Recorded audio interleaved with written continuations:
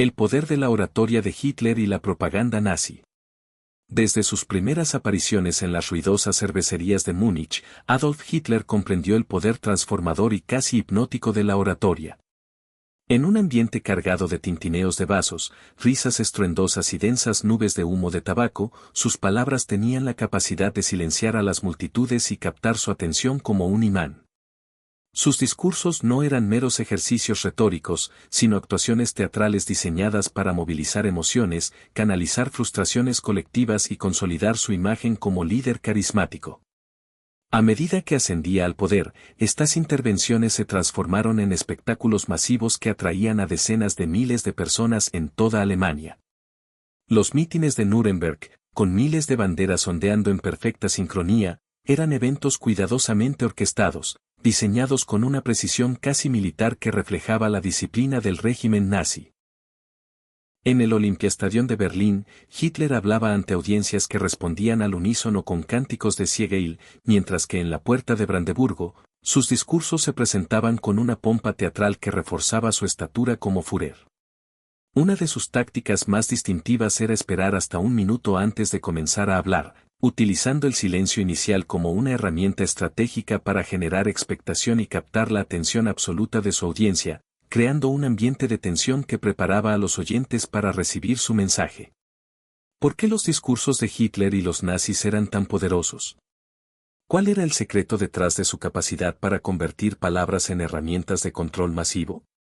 Este texto explora los orígenes de Hitler como orador, la evolución de su estilo retórico y el papel crucial de figuras como Joseph Goebbels y Leni Riefenstahl en la construcción de la maquinaria propagandística nazi. Desde sus humildes comienzos en 1919 hasta su último discurso en 1945, la oratoria de Hitler, combinada con una propaganda visual y mediática cuidadosamente diseñada, moldeó el destino del Tercer Reich y dejó una marca indeleble en la historia, marcada por la tragedia de la Segunda Guerra Mundial y el Holocausto. Los inicios del Führer, el nacimiento de un orador. El ascenso de Adolf Hitler como orador comenzó de manera fortuita en 1919, en el contexto de una misión de vigilancia que cambiaría el curso de su vida y de la historia. Tras la Primera Guerra Mundial, Hitler, un cabo desmovilizado del ejército imperial alemán, trabajaba para el Departamento de Propaganda del Ejército Bávaro, encargado de observar y monitorear pequeños grupos políticos considerados potencialmente subversivos por su oposición al orden establecido. En septiembre de 1919, asistió a una reunión del Partido Obrero Alemán, DAP.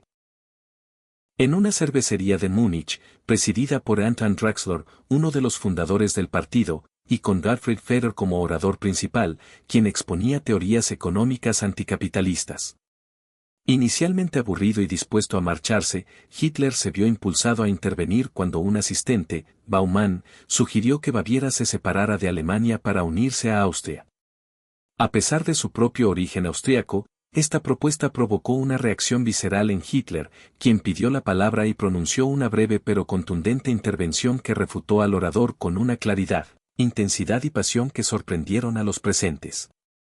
Su capacidad para articular argumentos con una energía casi visceral dejó una impresión profunda, especialmente en Drexler, quien vio en el joven un potencial extraordinario para liderar y movilizar. Este momento marcó un punto de inflexión en la carrera de Hitler. Drexler, impresionado por la elocuencia de aquel desconocido, lo invitó a unirse al DAP.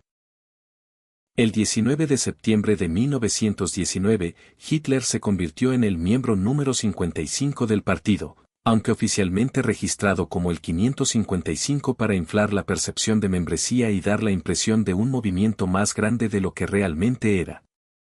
Este ingreso formal marcó el inicio de su ascenso dentro del partido, que pronto se renombraría como el Partido Nacionalsocialista Obrero Alemán, NSDAP. El 16 de octubre de 1919, Hitler pronunció su primer discurso oficial como miembro del DAP en otra cervecería de Múnich, ante una modesta audiencia de 111 personas. Según el historiador Joachim Fast, este discurso fue una descarga emocional que canalizó años de frustraciones acumuladas desde sus días en albergues para hombres tras la guerra, donde había vivido en condiciones precarias. Durante media hora, habló sin pausa, combinando rabia, fervor ideológico e imágenes abruptas que mantuvieron a la audiencia al borde de sus asientos. Sus frases, descritas como proyectiles cargados de acusaciones vehementes, reflejaban una intensidad visceral que no parecía calculada, pero que resultaba profundamente magnética. Hans Frank, uno de los asistentes y futuro líder nazi, recordaría más tarde, desde el principio, me impresionó profundamente. No era como los discursos políticos habituales. Todo en él era directo, sencillo, venía del corazón y nos conmovía profundamente. Este discurso marcó el nacimiento de un orador con un magnetismo inusual, capaz de conectar emocionalmente con su audiencia de una manera que lo diferenciaba de los políticos tradicionales. Como jefe de propaganda del DAP, Hitler comenzó a construir su ascenso meteórico dentro del movimiento. Su capacidad para movilizar a las masas a través de la palabra lo convirtió rápidamente en una figura central, sentando las bases para su liderazgo dentro del NSDAP y, eventualmente, del Tercer Reich. El arte de la oratoria nazi, una máquina de emociones. Los discursos de Adolf Hitler no eran meros ejercicios retóricos, sino actuaciones teatrales cuidadosamente planificadas, donde cada detalle estaba diseñado para maximizar el impacto emocional y psicológico en la audiencia. Desde su postura física, siempre elevada sobre una plataforma para proyectar dominio y autoridad, hasta su lenguaje verbal agresivo, enérgico y enfático, cada elemento buscaba hipnotizar a los oyentes y sumergirlos en un estado de fervor colectivo. Su oratoria seguía un modelo totalitario, no solo transmitiendo ideas políticas, sino inoculando una ideología absoluta centrada en su figura como Führer, el líder supremo destinado a guiar a Alemania hacia un futuro glorioso. Hitler apelaba a una mitología nacionalista, evocando un pasado glorioso, como el Imperio Romano, y contrastándolo con un presente marcado por la humillación del Tratado de Versalles, la crisis económica, el desempleo, las deudas de la Primera Guerra Mundial y el avance del comunismo. Esta narrativa dual creaba una tensión emocional que canalizaba la frustración colectiva hacia enemigos concretos, judíos, comunistas, discapacitados, homosexuales y otros grupos marginados, presentados como amenazas existenciales para la nación. A pesar de las contradicciones y falta de lógica en sus discursos, el efecto emocional era tan abrumador que la audiencia rara vez las percibía. Como él mismo afirmó, el conocimiento no lleva a la acción, pero la emoción sí. Hitler se presentaba como una figura paternal y mesiánica, hablando no solo por el pueblo, sino como el pueblo mismo. Esta personalización creaba un vínculo emocional directo, haciendo que los oyentes se identificaran con él y vieran en él la encarnación de sus esperanzas y frustraciones. Sus discursos estaban llenos de gestos dramáticos, pausas calculadas y un ritmo creciente que culminaba en un torrente de exaltación ideológica. Al no permitir el análisis pausado que ofrece el texto escrito, la audiencia se dejaba llevar por la emoción colectiva del momento, inmersa en una atmósfera de fervor casi hipnótico que los hacía receptivos a las ideas más extremas. Hitler empleaba un lenguaje victimista y polarizante, definiendo el conflicto en términos absolutos, nosotros o ellos, víctimas o verdugos. Quienes compartían sus ideas eran parte de una comunidad superior, un pueblo alemán unido por una supuesta pureza racial y un destino común, los que no, eran enemigos que debían ser eliminados como una enfermedad del cuerpo nacional. Palabras clave como Alemania y pueblo se repetían constantemente para reforzar la unidad interna, mientras que los enemigos eran demonizados de manera sistemática, presentados como responsables de todos los males de la nación. Este enfoque no solo movilizó a las masas, sino que las preparó para aceptar las políticas más extremas del régimen nazi, incluyendo la persecución, la deportación y, finalmente, el genocidio. El llamado del Führer, Discurso a la Juventud Hitleriana, Nuremberg, 1935. El 14 de septiembre de 1935, durante el Congreso del Partido Nazi en Nuremberg, Hitler pronunció uno de sus discursos más emblemáticos ante 50.000 miembros de la Juventud Hitleriana, alineados con precisión militar en un estadio colosal. Vestido con un uniforme ajustado, con el puño cerrado y levantado para enfatizar sus palabras, Hitler criticó la supuesta decadencia de la juventud durante la República de Weimar, un periodo que describió como débil y corrupto. En su lugar, presentó el ideal nazi para la nueva generación, rápidos como galgos, resistentes como el cuero y duros como el acero Krupp. Este lema, que ya había aparecido en Mein Kampf una década antes, reflejaba la mentalidad militarista que el régimen buscaba inculcar, transformando a los jóvenes en soldados dispuestos a servir al Tercer Reich en la guerra que se avecinaba.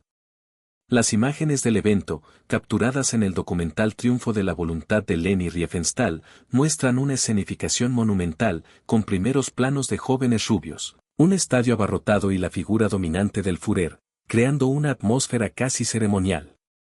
Los cánticos de Siegel resonaban en el estadio, mientras las banderas nazis y las antorchas creaban un espectáculo visual que reforzaba el poder del régimen. Este discurso no fue solo un ejercicio retórico, sino parte de un proyecto más amplio para militarizar a la juventud alemana. En 1936, la Juventud Hitleriana fue declarada la única organización juvenil del país, y en 1939, la afiliación se hizo obligatoria. Cerca de 8 millones de niños y adolescentes, desde los 10 años, vestían uniformes, entrenaban en escuelas, participaban en maniobras militares y juraban lealtad a la bandera, preparándose para la guerra que estallaría pocos años después.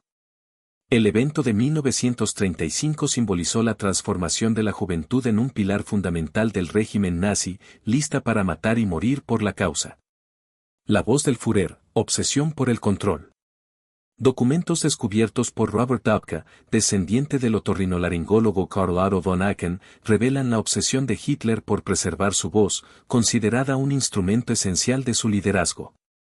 Desde 1935, Hitler recibió tratamientos para problemas vocales, temiendo cualquier afección que pudiera debilitar su imagen pública.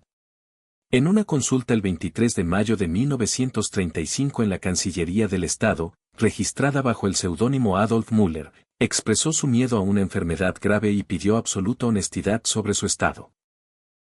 En una ocasión, pospuso una cirugía de pólipo en las cuerdas vocales para no interrumpir un discurso importante, priorizando su capacidad oratoria sobre su salud. Estas cartas, enviadas por Boneiken a su prima Maurice Tannerberg, muestran un lado menos conocido del dictador, su vulnerabilidad ante la posibilidad de perder su voz, que él consideraba un pilar de su poder. El lenguaje corporal de Hitler era igualmente crucial. Cada gesto, movimiento de manos y expresión facial formaba parte de una coreografía estudiada, perfeccionada con la ayuda de su fotógrafo personal, Heinrich Hoffmann.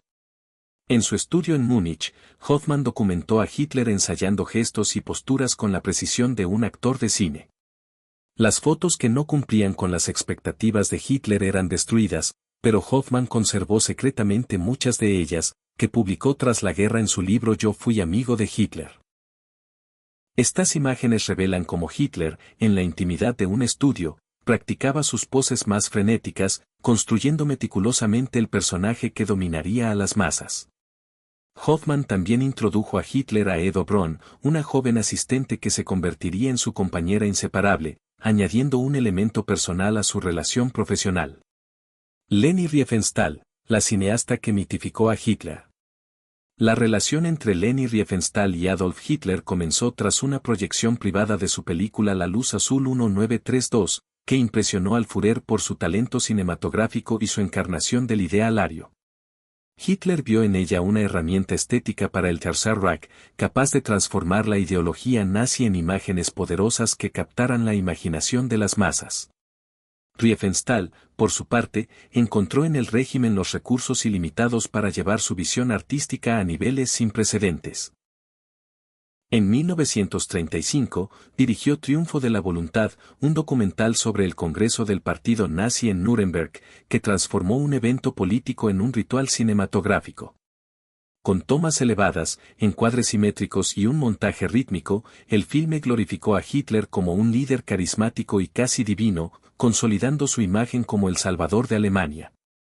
La película, financiada por el régimen y diseñada con la colaboración del arquitecto Albert Speer, no buscaba objetividad, sino exaltación, convirtiéndose en una obra maestra de la propaganda nazi. En 1936, Riefenstahl dirigió Olimpia, un documental sobre los Juegos Olímpicos de Berlín, que consolidó su prestigio como una de las cineastas más innovadoras de su tiempo.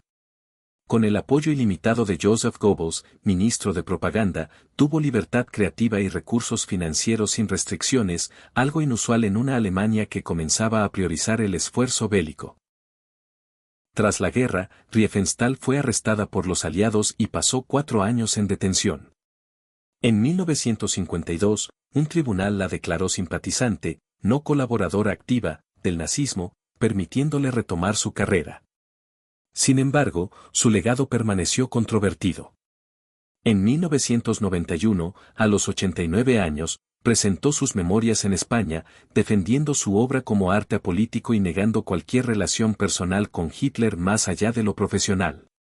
Murió en 2003, a los 101 años, sin reconocimiento oficial de las instituciones alemanas, dejando un legado cinematográfico ensombrecido por su asociación con el nazismo. Joseph Goebbels, el genio de la propaganda. Joseph Goebbels, al unirse al partido nazi en 1924, comenzó manejando las finanzas del movimiento, demostrando una habilidad organizativa que lo hizo destacar. Su encuentro con Adolf Hitler, tras la liberación de este último tras el fallido Putsch de Múnich, marcó un punto de inflexión. Ambos se reconocieron como oradores talentosos, y Hitler vio en Goebbels una herramienta clave para conquistar el escenario político. En 1926, le asignó la difícil tarea de liderar el partido en Berlín, una ciudad hostil al nacionalsocialismo, dominada por conservadores monárquicos y partidos de izquierda. Goebbels reorganizó las finanzas del partido, exigiendo cuotas a los miembros y estableciendo tarifas para los mítines. Fundó el periódico Der Angriff, que se convirtió en su principal herramienta de propaganda, y reorganizó las SA para aumentar su presencia en las calles. Goebbels empleó técnicas visuales agresivas, reemplazando carteles tradicionales por impresiones a gran escala con colores llamativos y mensajes provocadores como Lenin o Hitler o el Kaiser de América habla en Berlín. Su objetivo era simple, generar reacción, positiva o negativa, para posicionar al partido en la conversación pública. Como él mismo dijo: los berlineses deben insultarnos, calumniarnos, pelear con nosotros, pero tienen que hablar de nosotros.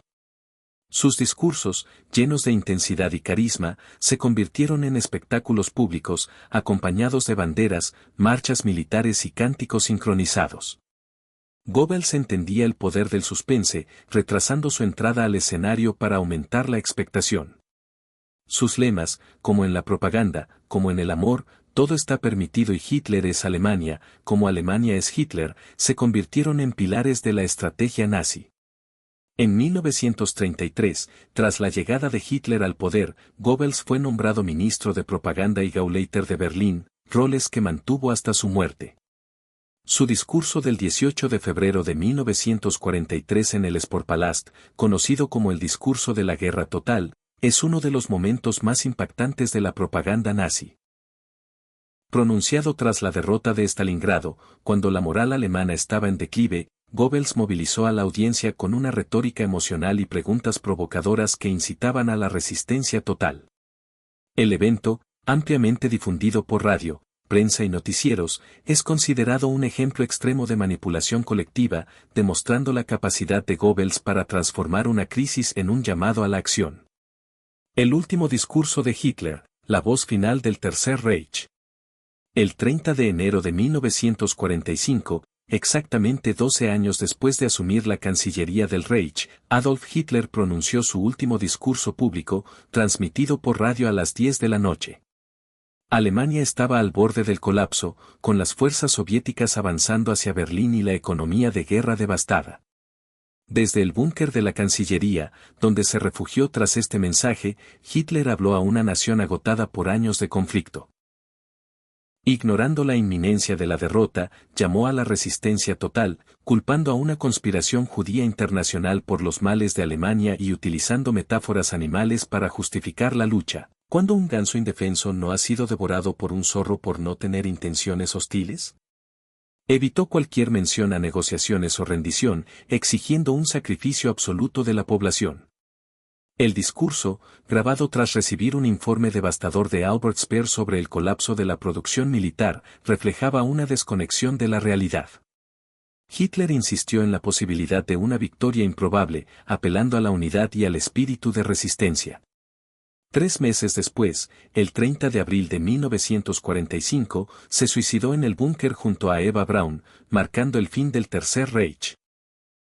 Su último mensaje, escuchado en silencio por un batallón de la Wehrmacht en Bamberg, no logró revivir la moral de una nación derrotada, y solo 2 soldados respondieron con el saludo nazi, un símbolo del declive final del régimen.